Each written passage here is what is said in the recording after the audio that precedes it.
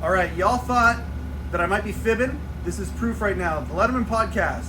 We have one sponsor only, but it is Rupert G and the Hello Deli. Thank you very much for sponsoring our show, Rupert. It's my honor, Mike. La, la, la. Welcome once again to the Letterman podcast. My name is Mike Chisholm. I love when we get to have episodes that are about current events within the world of David Letterman and company. This week we have that. Now we got Johnny Mac from the Daily Comedy News podcast coming back on the show. He's a regular on this thing now. I adore this guy.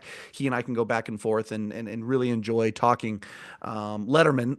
Because he's such a huge Letterman aficionado from back in the day, but also his experience at Sirius in the world of comedy for literally for decades. I mean, this guy has been around, and it's so fun to talk about the greater conversation. This week here, Letterman makes his appearance on the Tonight Show with Jimmy Fallon, and all week the world's most dangerous band performed as the Roots were being part of the SNL hullabaloo that's happening this weekend. So it's lots of stuff to talk about. And I mean, it's so great to see Paul and the band doing their thing, doing the bumpers in between commercials and things. I'd like to have some of the band to talk about these things moving forward, but privately I've had these conversations with them, and everyone's so excited.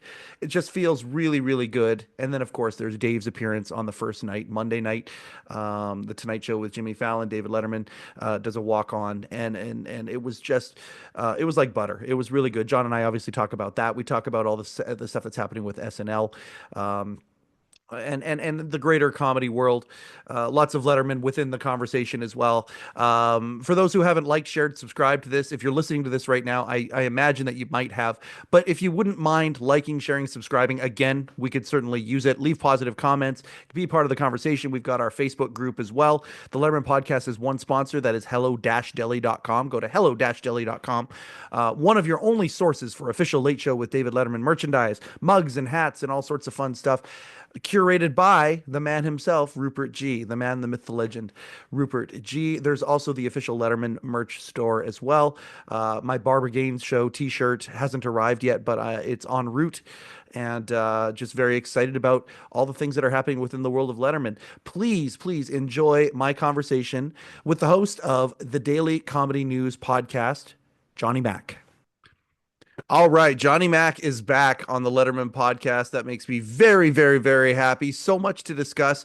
I got to tell you, John, there's two things that I like to go for when it comes to updating my servers in my head about what's going on in the world of late night and comedy and whatnot. LateNighter.com is one of them, and the Daily Comedy News podcast is the other one. I love your show. I will never not endorse your show. It seems to be picking up steam. Some of the presence on Facebook and things like that. There's been some interesting people who have kind of joined on and been watching what it is that you're doing. Daily Comedy Podcast is going well. Hey. Yeah, we have a Facebook group. Everyone's encouraged to join Facebook. It is Daily Comedy News Podcast Group. The AI will ask you a few questions to make sure you're not a porn bot. Uh-huh. And if you can get through our very, very difficult screening process, please feel encouraged to join. I've been excited because the listeners themselves are starting conversations. So it's not me just going, hey, did you watch the latest special? So I'm more of a fan of the other topics that come up. A good one that came up, and look at us already now talking about Letterman. A good one that came up was, and we're borrowing heavily from a Vulture article here. Should a comedian do Super Bowl halftime, and if so, who? And I thought it was a great topic. I think we kind of landed on Chris Rock or Adam Sandler. Why those two? You have to have somebody who's big enough that you don't have to explain to the world who this is. So like Nate Bargatze's not there yet. But there's also, if you're going to have a comedian do Super Bowl halftime, there has to be a, no pun, rock and roll element to it. Yep. It's got to be somebody with energy, and Chris Rock has energy, and Sandler, whose comedy I'm not a fan of, could come out and do those high energy songs and really work the crowd. Whereas Jerry Seinfeld or John Mulaney standing behind a microphone, Jim Gaffigan telling jokes, it's not going to work at the Super Bowl. No. The observational stuff, I think, would get lost for a variety of reasons, with the crowd, the excitement, all the things that are going on and whatnot. That makes sense, the high energy. Sandler, I feel Hey, and I love Adam Sandler. I actually love Adam Sandler. He was right. I was right in the crosshairs during my high school years of when he was in Saturday Night Live, and so like Opera Man and Cajun Man and all of his update characters, I really really liked them. Plus, he's got a very special place in my heart because of his last song that he did during the last week of Letterman Late Show with David Letterman tapings. That Letterman song that he did was just absolutely fantastic. I have a dream to have him on here and have him sing that Letterman song again. But I don't know, man. A Super Bowl crowd, if Adam Sandler started singing one of his songs, he would have to thread a very, very thin needle for that crowd to not turn on him. My idea is Burr. I think Bill Burr. Every once in a while, just for fun, I'll just go and watch the. There was this time where he was he was in Philadelphia, and there was a crowd of people that were there that he was just taking the piss out of them for like 15 minutes, and then Oh for the yeah, yeah. last few minutes he got them back. He actually won them back. He won this very ruckus Philadelphia crowd back. I think for football, he's a guy that could probably wrangle that crowd. He's got that alpha male sports, Boston aggression that I think it would take. The rock and roll that you're talking about. But Bill Burr would be my pick, I think. Yeah, he's got the right energy. I don't think that's an absurd pick at all. Plus, he speaks the language of football. I'll advocate for Sandler, which is a really weird thing for me to do if people listen to my podcast. Sandler could bring out straight musical acts and incorporate them into what he does. He's got musical chops, so he could bring out somebody out of the music industry and it wouldn't be weird, and then it might be more traditional. Yeah. The other one, and I think it's too late in his career now, the other one that would have been amazing would be Weird Al. Absolutely.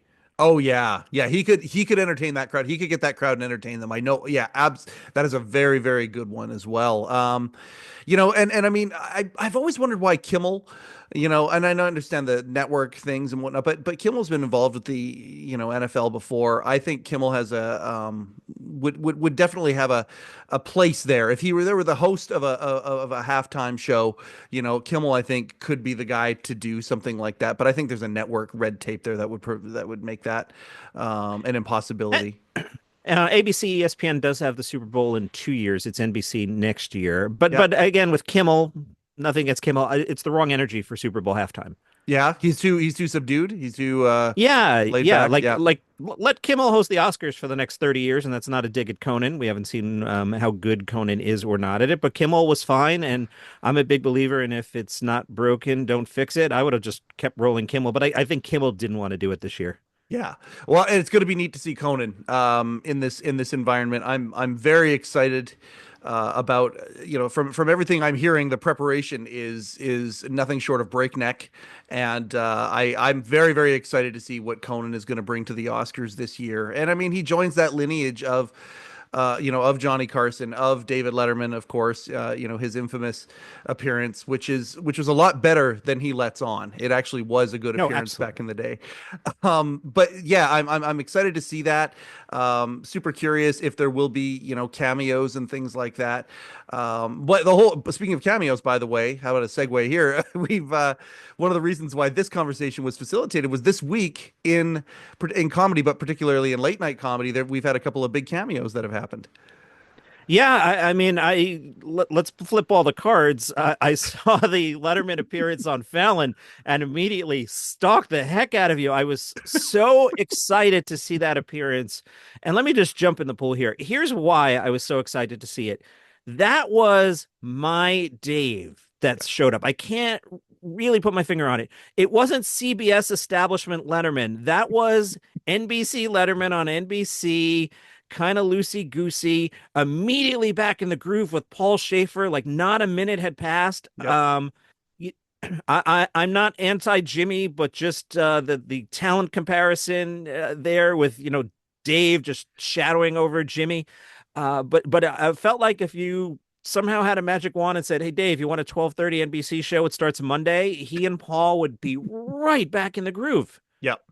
Yeah, well, and I believe that he's getting reps in that particular voice because of the Barbara Gaines show, because of the show that's on YouTube. That they are like, it's not here. I was hoping it would be here this morning. Although Paul and the band are on the show, so I'm wearing the old school "World's Most Dangerous Band" shirt today.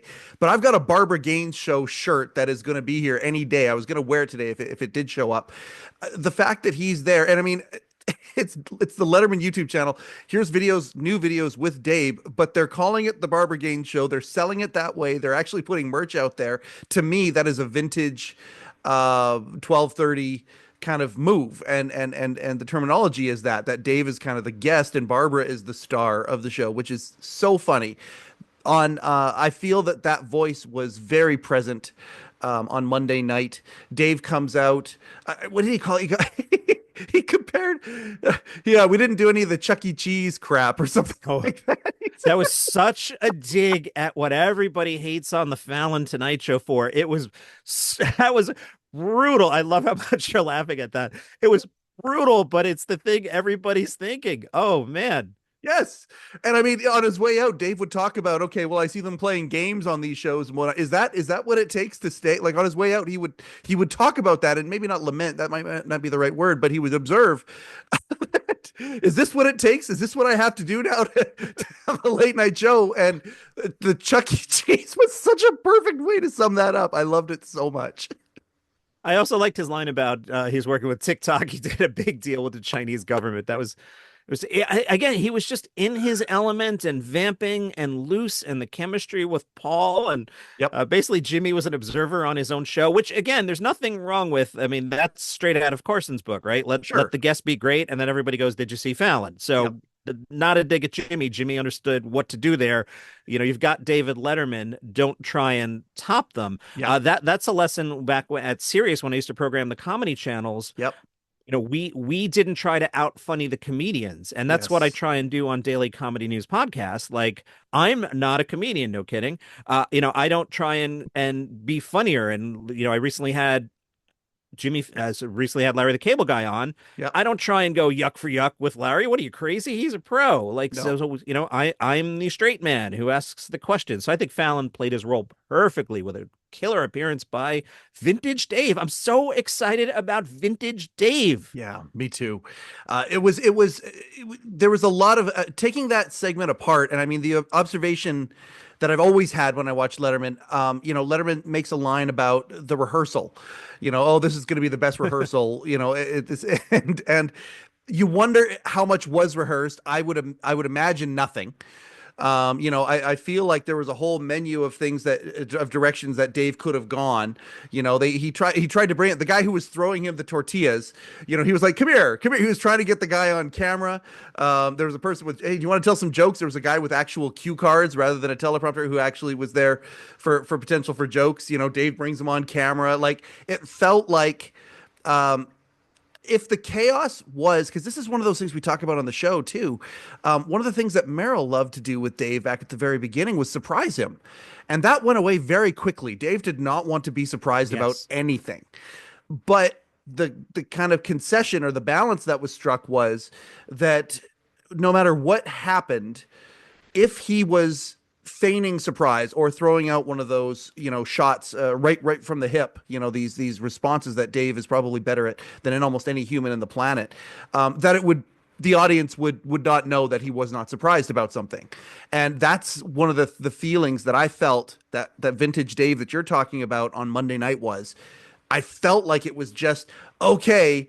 You don't know how much of this was scripted versus how much of it is random and how much Dave, but regardless, you look at the fun Dave is having, and it was that exact feeling that we loved, and I would say even took for granted every night at 12:30 and then at 11:30 for years. It hasn't been around for a long time.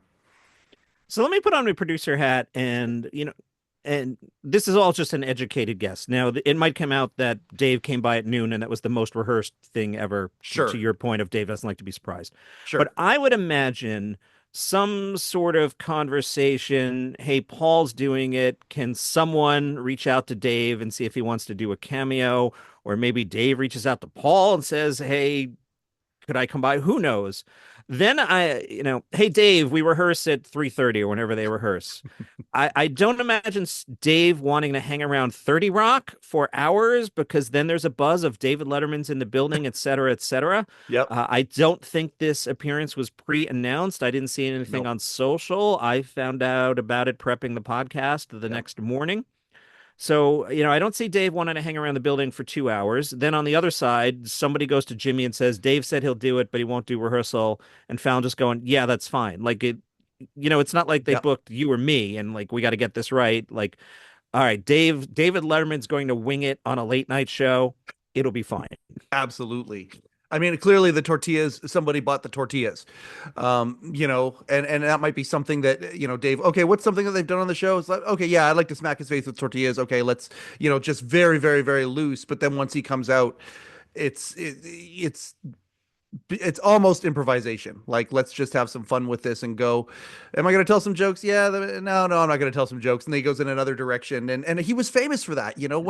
When people on the show, on the crew, would be planted into the audience, say for a mailbag segment or a Q&A segment or whatever, and it was a plant. Many times they had to have a backstory, and they were always told it doesn't matter who it was, whether they were an intern all the way up. If they were in the audience, they were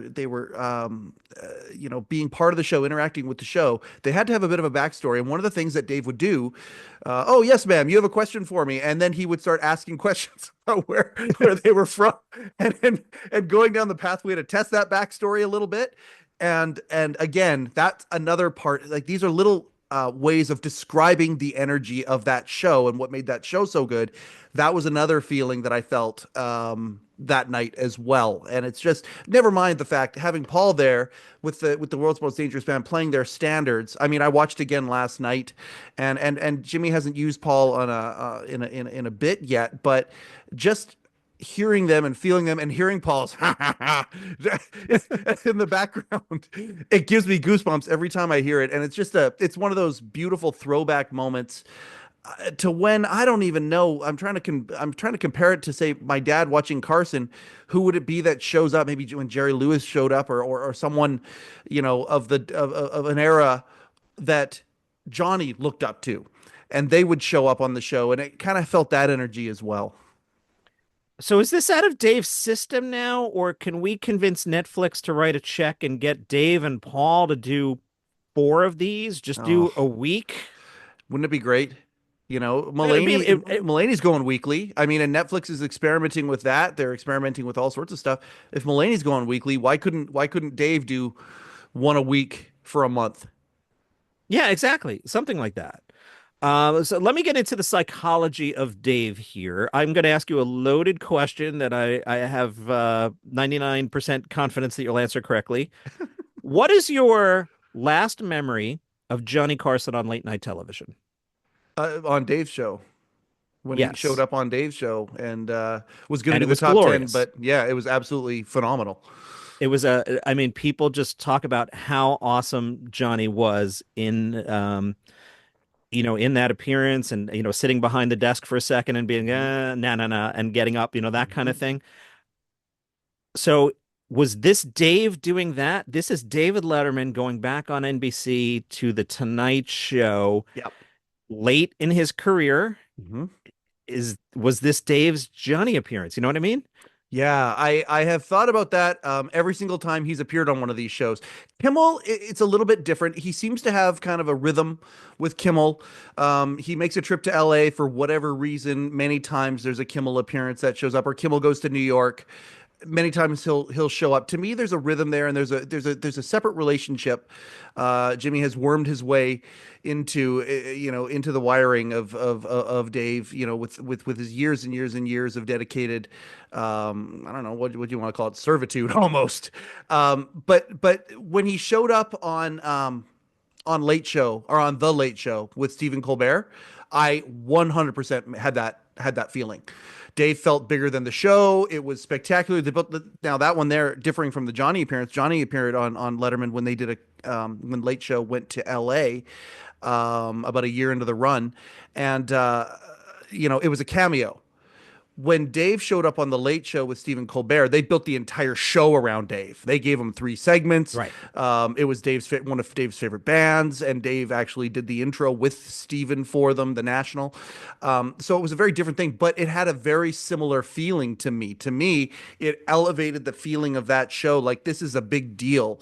Um, and so I kind of feel that way about every time Dave does one of these. He's 77. I mean, there's only you know, there's only a certain amount of times that he can do that. But the Tonight Show, like when he shows up on Seth, that's really great because it's his lineage. It's late night. He's the Yep. one that started that franchise.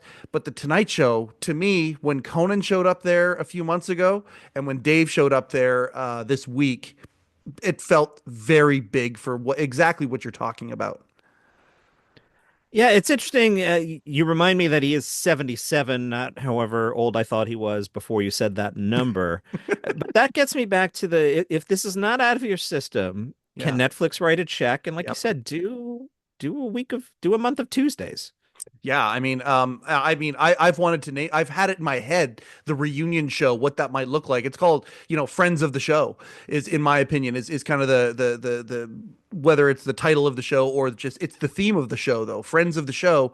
You have all of these stars in current day that got their start on Late Show with David Letterman, and so you can mine pop culture today at its people, Taylor Swift, The Weeknd, different people that are kind of at their zenith right now, who had appearances on that show, loving appearances on that show. Never mind the fact that you've got like the Steve Martins of the world, friends of the show, who are up in the Tom Hanks, or people who are elevated so high. The idea of a reunion show with some of these people would be fantastic. And I mean, Paul and the band would be there. So the musicality, I just don't know I look at Mulaney's show and it is very stripped down in so many ways. If Netflix were to write that big check, I don't imagine they would want to strip down. I think they would want the big show business show, and I don't know how interested Dave would be in that part of it. I don't know how interested I would be in that. I think Yeah. that's the trap. This might be my own bias. If the return of David Letterman is, the big budget show and Steve Martin and Tom Hanks come by and kiss the ring and Dave, you're so famous and we're doing a celebrity gush fest. Yeah. We don't need that. We did that already. He said Yep. goodbye already, and you're just competing with, your younger self. Now, if you want to take the inspiration from Mulaney, and I think he had fun on Mulaney, and I Mm-hmm. think he had fun on The Tonight Show, Mm-hmm. and you want to come out and let's just go full circle and do this very low budget thing. Maybe I'm just on my own holodeck fantasy here. Call Chris Elliott and be like, Chris, one Oh more my guy under the gosh. seats. If you did four of those, I mean, our heads would explode, but maybe it's just us old guys talking. I don't know. You do it in a television studio. You don't like he could fill up Radio City Music Hall. He could, like make it like Sure. one of the anniversary shows from back in the day. But and I think that would be very tempting to do something like that because he could fill it and fill it. You could be Billy Joel, where once a month he could fill up that place without a Right, right. problem and do that. And I think that there'd be a huge temptation for that. But like you say, I doubt that there would be a lot of interest there. But put him in some sort of television studio somewhere. That would be a very, very interesting. Yeah, it'd be a very interesting show. And I mean, every time he does one of these things, it just whets the appetite. The audience went wild. I don't think the audience went wild because the applause lights were on. Again, he brings a tremendous energy with him. So many of the people I've talked to, both on the Letterman podcast and then in behind the scenes, have talked about anytime Dave comes around, he has this unbelievable charisma. He's still got it, and it would be a lot of fun to see him doing something a little more regular along that vein rather than the long form thoughtful conversations he has on My Next Guest, which are also great, but they're just different than what Just yeah. what we grew up with. The audience was definitely that was a true reaction. Having been a producer of sorts for 3 decades, I know Yep. what real crowd sounds like versus fake crowd. Yep. I pulled the clips for the podcast, and I had to put fades on the cheers. They were just too long for an audio podcast to just have a crowd go nuts for 30 seconds. Yep. So that was legit. That's not the applause sign or train seals going, "Oh, we're supposed to clap now." That was genuine enthusiasm. It's a good week. I feel like there's a lot of energy this week. There certainly is in my household, because of SNL 50. And I know it's been, people are talking about like crazy, but I mean, I've watched three out of the five documentaries that have been produced, and I've loved every single one of them. I'm so excited for the show. Up here in Canada, we don't have Peacock, so I don't know that I'm going to be able to see the musical performance on Friday night, which I'm very sad about. Because to me, music is entrenched with both of these franchises, with Dave's and with SNL. Paul, his history with SNL as well. You look at the guests of some of the late night shows this week. Tina and Amy are on Seth, and some of these people who are associated with that show, including Paul. And I always think that late night with David Letterman and SNL were cousins to each other for a variety of reasons. Hmm. I feel like some of that energy is spilling over into all of this week. It's a good week. It's a good week for comedy, as long as you don't allow yourself to be annoyed by how much people are talking about it. Yeah, I'm so jazzed about the Dave appearance. I forgot it was SNL 50 there for a second. Yeah. I've been joking on my podcast. This has been a story every day for a year, and I'm like, hey, I don't know if you know this, but SNL's turning 50. I've been sick about talking about it for 2 months already. Kind of have to this week. I'm sure the show's going to be fantastic. There's Yep. no way Lord Michaels is handing in a dud. It's not like the 50th anniversary snuck up on us. It's not like you can't call in all the favors from the people that you could wake up out of bed at 3 in the morning and they're going to crush. Like, it's going to be great. Yes. SNL 40, I'm still talking about. Like, SNL 40 was one of those things where after the show happened, I was like, I can't believe they just produced this show. And I still to this day talk about SNL 40. I thought that was just such a massive, massive achievement.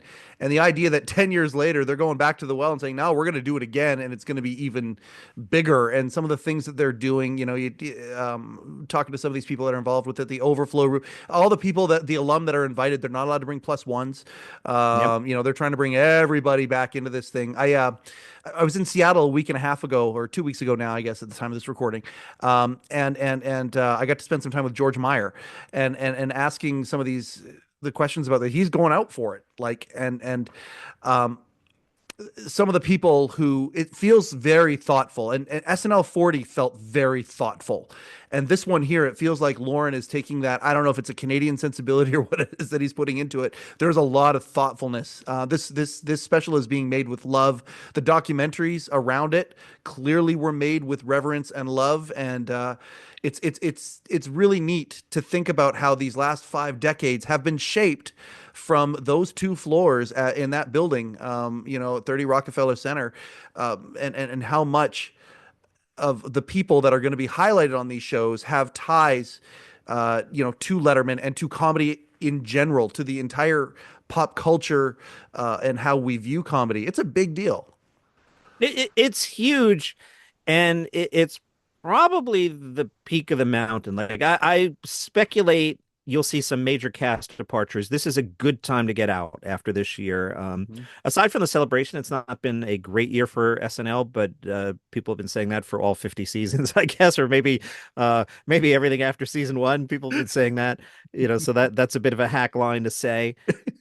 But Lauren is 80. How long is Mhm. Lauren sticking around? I personally, and I'm just some guy in the basement. Hey Lauren, pretty good time to get out. You're 80 years old and you did the 50th anniversary. Take the victory lap and get out. But apparently Mhm. he wants to stay.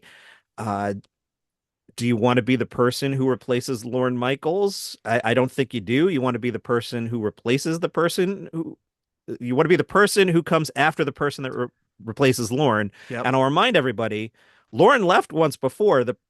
He had Dick Ebersol, and who replaced Dick Ebersol? Lauren Michaels. So Yep. we still don't know what it's like. Can somebody else run this show? You've heard Tina Fey would be a great choice. Seth Meyers doesn't seem to be interested. Mhm. Does Lauren stick around and kind of co-executive produce and start to take his foot off the gas? I think that sort of transition makes sense. But what is SNL season 51 if you lose a Bowen Yang and a Che and Mhm. Jost? And same thing. We've been saying this, what is SNL without John Belushi? Okay, same topic forever. The show Yep. survives. Yep. But it's a really interesting time for the program. Yeah, it really is. It's funny you talk about Lauren's departure, and then when he came back, and one of these documentaries that I just am gushing over, was about the weird. They call it the weird year, and it was the year that Michaels came back, and it was the one that ended with the fire, where they protected John Lovitz, and then it was the Who Will Survive, and that was just as I was coming into like I was 9 years old, and I was aware. I remember I'd seen that show, did not understand it, wasn't sure. This documentary talks all about that. One of the things in that documentary that was very interesting was Franken and Davis, Al Franken and Tom Davis were basically in charge of the show. Lauren was kind of overseeing, and there was a call midway or late in the season from NBC saying, "Okay, you know what, Lauren, you're in charge. It can't be run by a committee. You're in charge." And it's the same thing. I mean, it would have to be so thoughtful how he would have to pass the baton if he did bring somebody on for a couple of years where it was him grooming somebody. Again, that's very, very interesting. But also, like, what happens with Fallon at that point? Lauren was able to That's protect a good Conan for point. all those years to nurture all of this talent. Lauren is not with Conan when Conan takes over the Tonight Show, and guess what? It implodes. Lauren is very protective of this kind of empire that he's built. It's going to be very interesting to see what happens when he leaves to that franchise as well. Well, you really nail it there with the power dynamics within entertainment companies. Been there, done that, lived that. Yep. Sometimes you were, as a producer, in a position of power, and I've been fortunate at times to had such power where you can go to a boss and go, "We are not doing that," and you don't Yep. get fired and you don't get thrown out of the office. You kind of I used to call it hit points. Yeah. Like, and you use up your hit points on this particular argument. Now, Lorne has 50 years of hit points built up, but if he steps aside and there's a new showrunner and NBC's like, hey, we're cutting the budget, or do we really need a musical act that's so expensive? Or what if the show was an hour? Yeah. That kind of conversation starts happening. And if you're not Lorne Michaels, can you walk into whoever's running NBC's parent company of the moment and be like, "We are not doing that. This is how the show goes, and we are not changing anything." And I'm not sure the next producer has that power. Yeah, I think that is a very, yeah, absolutely. It's almost like when Johnny left, and NBC got the Tonight Show back. We're in uncharted territory here because really, at the end of the day, there was only, as you alluded to, one era where NBC really had Saturday night, and that was during either any of the Fragile years or the Eversole years. And I mean, the rest of the time, Lauren has this walled kind of kingdom around it, certainly for 4 decades. The first decade, all right, you're finding your feet, but for the last three, or the last four after that, I should say, um, yeah, it's going to be very, very interesting to see what happens with that. That being said, wouldn't it be cool if there was? I go the other way. I go that optimistic way. Wouldn't it be cool if there was one last reinvention of some sort before he did? He's done it so many times. They've done it so many times where, I remember when, for me, one of the coolest moves was the update transition from when it was Jimmy Fallon and Tina Fey to then Tina Fey and Amy Poehler to then Amy Poehler and Seth Meyers, and then Seth. Like, I love that era of update a lot because of just how seamless it was. And Che and Jost have done they've created their own identity with it. I think it's fantastic, but Lauren has been able to seamlessly transition many, many, many things over the years. It'll be very interesting to see if he could transition after 50, what comes next. And Uh, again, budgets and network TV, like, again, how expensive is this show for what it's bringing in? And yeah, there's a lot of very interesting questions here. So the other night at Rochester University, Che on stage said, "No, this time I'm really leaving SNL." Now he has said that Three several times. years in a row. Yeah. But let's assume he's serious this time. Yep. So taking your lead, if you told me Weekend Update next year was Jost and Sarah Sherman, Yeah. Oh God. they have chemistry and Yep. that would boost her profile. So there's an example of, okay, we've got a strong bench player here. Let's bring her up. Somebody from the cast of the 27 season. Yeah, Yeah. that's not crazy talk. No, yeah, I'm glad you brought up Sarah Sherman. She just has a little. She has wormed her way into my heart. She's my favorite performer on that show by far right Me now. too. I adore her. She's just so. She's the right kind of weird, man. I really, really like her a lot. Yeah, it's the show. I don't think there's anything wrong with the formula, right? Topical, open, um, two musical acts, the news, a couple fake commercials, and then find four other sketches, and now it's 1 o'clock. Just Yep. just run the formula. Don't overthink it. Yeah. Could not agree more. Um, what else is going on in the world of comedy that we should talk about here on this You week teased it here? at the beginning before Yep. I hijacked your show, as I usually do. John Oliver came Yeah. by. Well, he didn't come by the Daily Show. I think he was on a screen behind John on his Yep. own set. But a great appearance by John Oliver, lecturing Americans that, hey, guess what? You became a monarchy, and he made some very pointed commentary that was very hilarious. Yeah. The alchemy. I mean, you go back to Strike Force 5. This is the other thing I was going to say about Dave too. Dave's appeared on 4 out of 5 of the Strike Force 5 shows now. The only one that he hasn't is John Oliver, who famously, has only had, like maybe one or two guests on his show. He has had very few guests on his show, but yeah, I love when the Strike Force 5 do that. I love when they will go on to each other's show and seeing John and John go back and forth. Certainly was a lot of fun. John's probably the sixth member of that Strike Force 5, but he did appear on the podcast as well. Again, for those who haven't listened to it, I highly recommend. I mean, what Johnny Mac and I do here is great. Yeah, it's fantastic. Watch our shows, listen to our shows. But once you're done listening to our show, go back and listen to the Strike Force 5 podcast. It was incredible. And seeing these guys interact with each other is just delightful. It's cool that there doesn't seem to be a rivalry. It's very professional. You become a grown up and you realize, like, for the Letterman podcast to win, Daily Comedy News podcast must lose. You must have more listeners than me. It's just, it doesn't work that way. Like, I'm sure we're cross-pollinating each other's shows, and, Sure. somebody is discovering either one of us going, oh, that show seems cool. Let me check that out. We all live in the world. We all know that there's 3 11:30 shows, and you pick your favorite one, or some people switch back and forth, or Yep. maybe five, and you don't watch any of them, Yep. and you just watch the clips. But it's not this Dave versus Leno thing that it was 20 years ago. No, it isn't. But you know what? I think that because of that, this feeling that you're describing exists. I don't think this feeling would have necessarily existed if that rivalry and then the renewal of that with Conan in 2010 didn't exist. Then the feeling when they all get together and have fun and this thing that you're describing, I don't think that would exist without that. I think they need each other.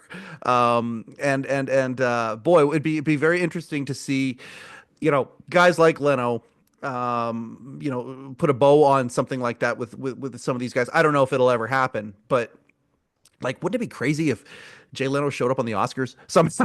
Wouldn't to me, that would be like, I don't think anybody would do it, but if they did, to me, that's still a massive moment even after all these years. Uh, uh, that would be such a killer. I could see them doing it. The joke is just right there. And it seems like, if enough time has come by and Conan can find the funny in it, and never met the man, but just his public persona, I think Conan could find the funny in it. Yeah. I think Jay could find the funny in it. I mean, Oh if they yeah. did that, it would be amazing.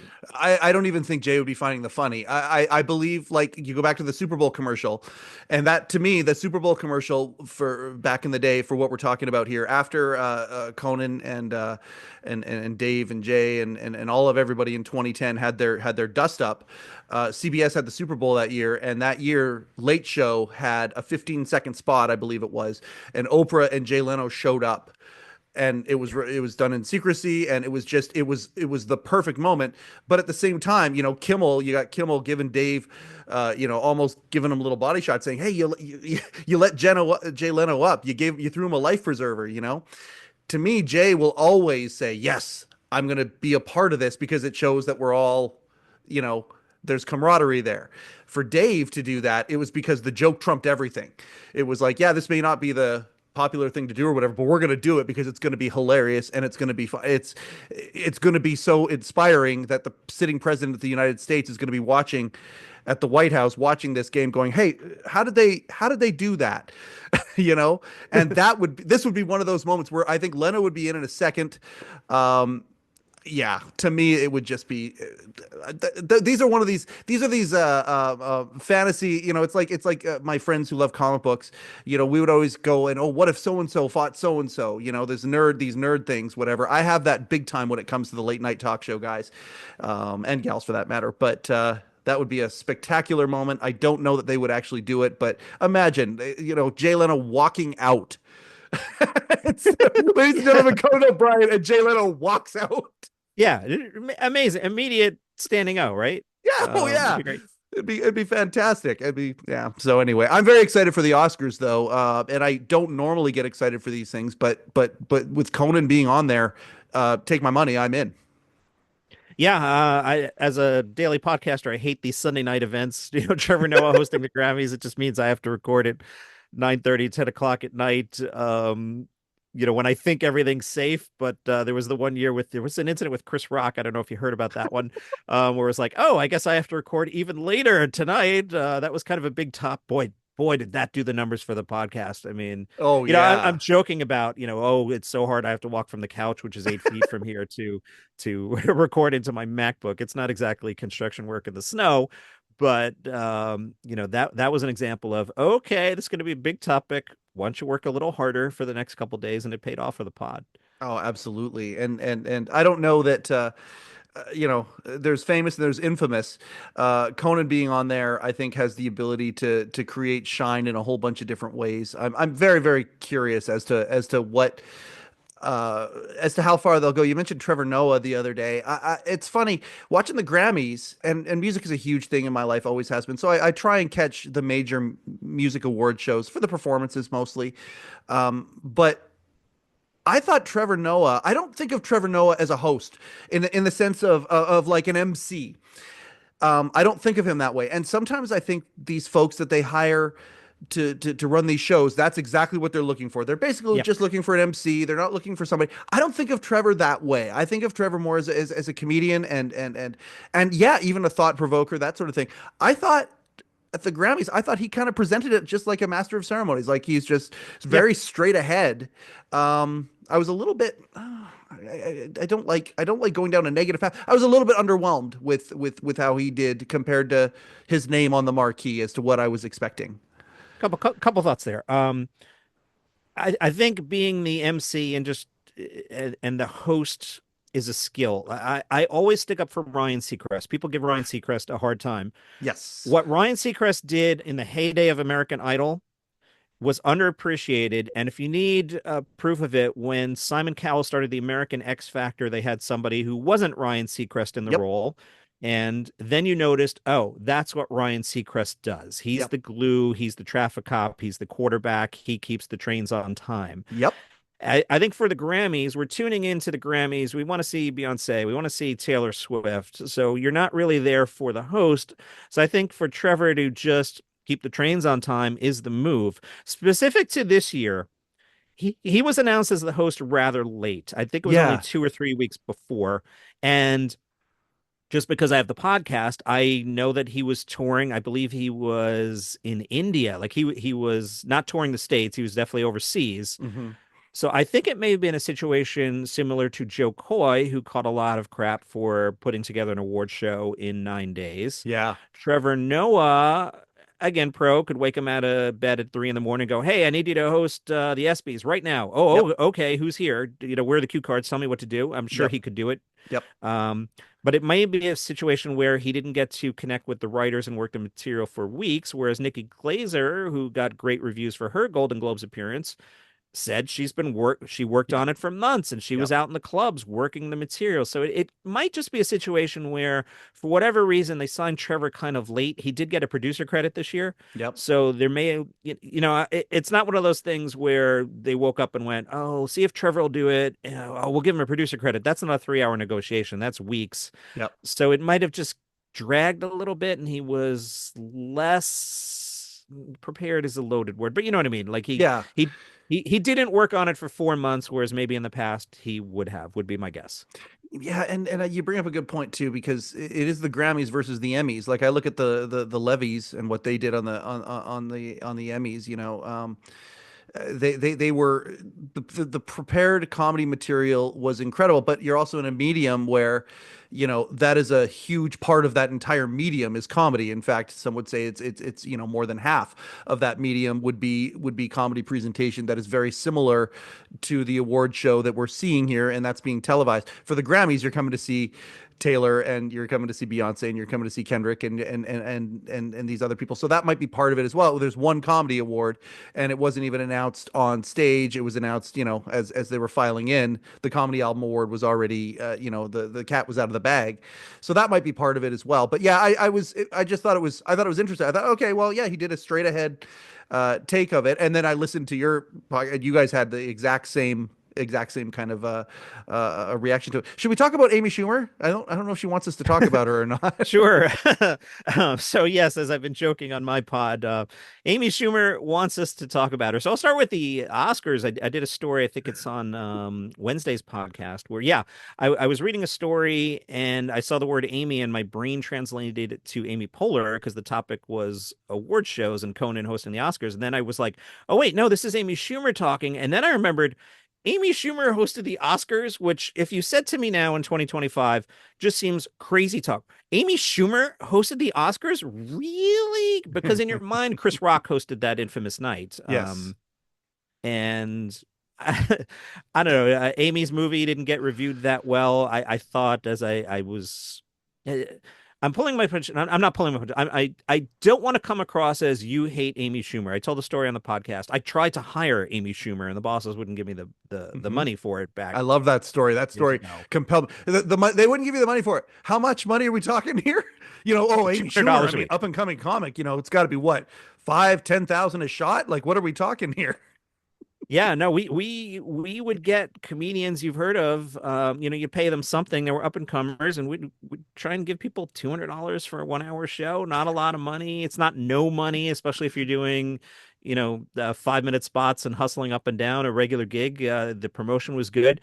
This was Amy in ascendancy, and I couldn't get the money cleared for it. So Hmm. I don't want to make it sound like I'm anti-Amy, but I did feel like her promotion for this recent movie, it just felt it was just a little much for me. Like I don't need to know what you were doing with a baseball player, and I'll leave it there and keep it clean. I just don't need to know that. Yeah. Um, the reason I bring it up every time I'd hear you talk about it, because it would be a daily thing, the daily comedy podcast. Amy Schumer wants us to talk about her, and there would be something new that you were talking about. She really, really got out there in the promotion of this movie. My last time that I saw Letterman, in 2015, April 20th, 2015, Amy Schumer was the second guest. And we were in New York that week for an extended period of time before the show, and we went to the Comedy Cellar. And on comedy that night, the Saturday night beforehand, Amy bumped one of the local. Amy bumped somebody. Louis C.K. and Aziz Ansari and Amy Schumer all did unadvertised That's a appearances good that night. night. That was crazy. Like, it was like we had even heard of the comedians who were slated, and suddenly, three of them get bumped, and those are the three that show up. Louis, it turns out, was prepping his monologue for SNL, which would happen if I think he did the season finale that year. Well, Amy came on there, and it's funny. She did this bit. It was, three or four bits talking about what would become Trainwreck. She had just talked about the movie that she had just done, and was getting some material off that. And then, lo and behold, Monday night, she's the guest. And if it's not the exact same material that she did, except remixed, where it was just Dave throwing up questions, which were just, setups essentially, right? And again, that's one of the things, to bring it back to Dave, that I just am in awe of, is how he can look at a piece or hear, he's not even hearing it. This piece of comedy material that's being performed on a Saturday night where he's not there. And this comedian comes in and does panel, and you think he's talking to her about the new Judd Apatow movie that she just wrapped, and that's not what they're doing. All he's doing is setting up softballs so she can go into her comedy routine. Right. It's one of those things. And I'm watching Jimmy the other night, and it's just, I know it's so breakneck, and they've got so much to do. And I'm trying not to be mean or whatever, but it is a lost art being able to do that with a comedian sitting beside you. And I got to see it live with Amy Schumer, and she's on topic, so I just thought I would bring up that story. But it's also the greater story of these hosts these days. Man, that's a lost art, I think, in many respects. Yeah, there's skills to it. There's reps in any pursuit. The more times you do something, you just get better at it. They're pros. There's a reason they're the guys in the chairs, right? Yeah, absolutely. I love doing this with you. I would do this with you all the time, once a month, whenever anything happens. I love doing this with you so much. What's new and exciting with Daily Comedy Podcast? I mean, it's got to be. I know you're expanding shows in your podcast network. Congratulations on that. That's fantastic to see all of these these shows that you have under your umbrella. I can imagine it's a grind, every a daily comedy podcast. Like, I mean, oh my God, or comedy news, podcast. What's new with the show, and what's the same with the show? And you still seem to have that vigor for it that you've had? You've got so many years in comedy. You still enjoying it? Yeah, no, I love it. It's my favorite part of my day to put it together. I don't record it 7 days a week. I tend to record 4 days. I'm pretty open with the audience about that. For Mhm. example, this right now, Yep. will be used.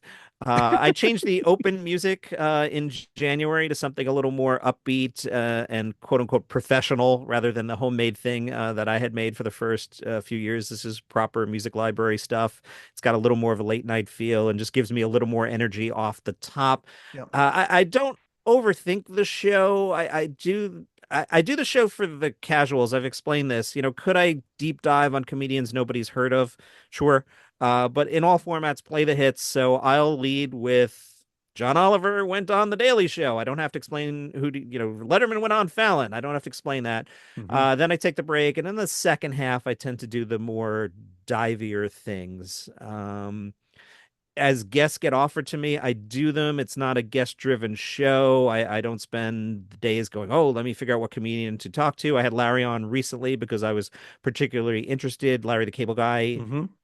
friend of mine, is touring local Nebraska, not even clubs. He's doing like high schools. And I just thought that was interesting. So I reached out to his person. I'm like, hey, can Larry give me some time? And we had a nice conversation. You're a regular guest. Well, I do have something new. So this is my Yeah. new experiment.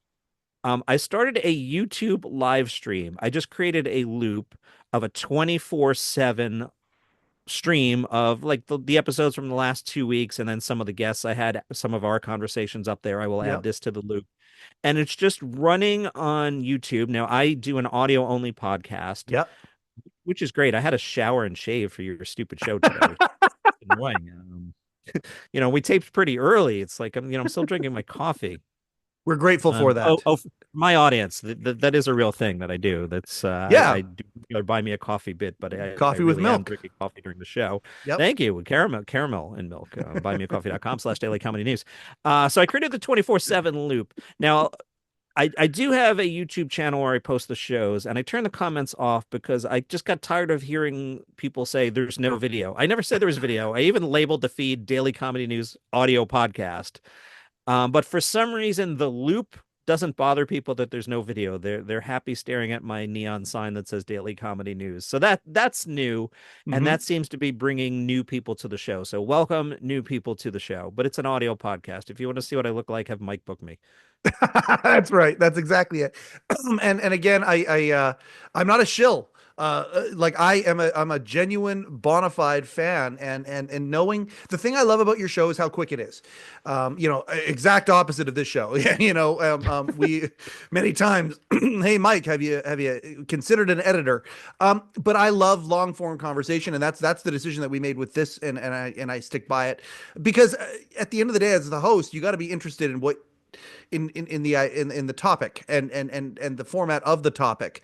I don't want to do a straight up interview. I want to have a conversation that goes back and forth, and who knows how long it goes. 2 hours, great, let's do it. Yeah, But what are we that doing being, today? 10 minutes I asked you for? yeah, exactly, exactly. But the thing about your show is it is so consistent in if I get entertained by it, but it's also I get informed by it and it's quick. I can literally do it between clients. If I'm down at my office and it's a client has left early and a new client is going to come in 15 minutes, I'm like, "Oh, perfect. I can slide in a daily comedy podcast or news podcast." And it's great and it's upbeat. You are extremely entertaining, but dry. You gotta look for the jokes sometimes because they fly by Yeah. otherwise. And I love that you do that. And it's one of the things I'm trying to learn as becoming a host is my voice. Clearly you have that, and the host slash informer or newscaster or whatever you want to call it, and then also the producer part of it, programming, putting the right content in there, knowing the right headlines to put in there. You've got it all dialed in. It's fantastic. I could not endorse it enough. The best place for people to find you is I type Daily Comedy News podcast into your app of choice yep. and hit follow. That's a good thing to do. It comes out 7 days a week at 3:05 a.m. There is the YouTube version of it. There is the 24/7 stream of it. But I'm here to do an audio podcast, so followers there. The most valuable place, if you're app neutral, is on Apple Podcast because the way the algorithm works, if I got a flurry of Letterman podcast fans who went, "Oh, okay," and I got a bunch of new followers one day, then I would climb the charts, which helps visibility, and then other people see it, and it's a whole feedback loop. But Apple Podcast, LA Comedy News Podcast. But you're too kind. Oh, it's hey man, it's I can't be dishonest when it comes to this stuff. My enthusiasm is either the switch is on or it's off, and I am so enthused about what it is that you do, and I'm grateful for it. And again, it entertains, but it also informs, and I want to stay up on this stuff in a world that it's really it's getting tougher and tougher to stay up on your favorite topics because things are getting so expansive. Your show does a great job of that. Like I say, I go to you guys and I go to latenighter.com or as kind of my staples. By the way, latenighter.com, I know you've been getting Another some of fan. your sources from that. Isn't aren't we so happy that latenighter.com exists now? LateNighter.com is so good. I go out of my way to not oversource them. There's Yep. an honor amongst podcasters thing. I don't want my whole podcast to be, and Late Nighter said this, and Late Nighter said that. I'd like to do Yep. some of my own work here. The other thing I'd like to say about my pod is, as I've been trying to explain it to people, so I recently was on a cruise to Antarctica, which was Yeah. amazing. So met some people like, hey, what do you do for a living? And I really started to explain the podcast is more about a vibe. So, sure, you got to kind of sort of care what Shane Gillis and Jim Gaffigan are up to, but even if you don't, hopefully it's just a vibe of I'm good company in the morning and just roll Mhm. through a couple stories and there's gossip corner. You've heard of who Pete Davidson is, and Yeah. that's why I'm trying to hit the hits. So maybe you're not a quote unquote comedy nerd, but like you've heard of David Letterman on Jimmy Fallon, so you can understand why these clips I'm about to play are Yep. interesting to you. And that's why I do the more nerdier stuff in the second half of the show. So hopefully people pick up on it's just a vibe. It's a casual listen as you're driving to work or whatever. I personally listen to QC the show to make sure I didn't blow an edit. I listen on my way to the National Donuts chain. It just seems the round trip there is about the length of the show. So I Yep. listen to myself every morning. I'm not a screamer. The volume doesn't go all over the place. Like you said, I'm dry. I'm trying to slip in a couple, hopefully witty things, but I'm not trying to outfun any of the comedians by no means. Of course not. Yeah, it's you're phenomenal at it, and I hope that you do mine some of the relationships that you've built over the years and have these very informed conversation with some of these personalities that are that you've gotten to know as you've studied their craft and become an expert on their craft. I'm really grateful for you, Johnny, and I'm grateful for this kinship that we have, and I can't wait for the next time. Like again, you've said in the past many times that you would be our Tony Randall. You are far from that, even though what an esteemed place to be. You are far from that. I love you. Thank you so much for coming on the Letterman podcast again, man. Appreciate you having me. Oh, right on. This is why we do the show. We like to talk about all of the little nooks and crannies when it comes to the world of comedy, but of course, zeroed in on the world of David Letterman and what he and his production has brought to the world. It has been a lot. This has been another episode of the Letterman podcast with Mike Chisholm. Coincidentally, I am Mike Chisholm. Thank you and good night. overcoat and underpants.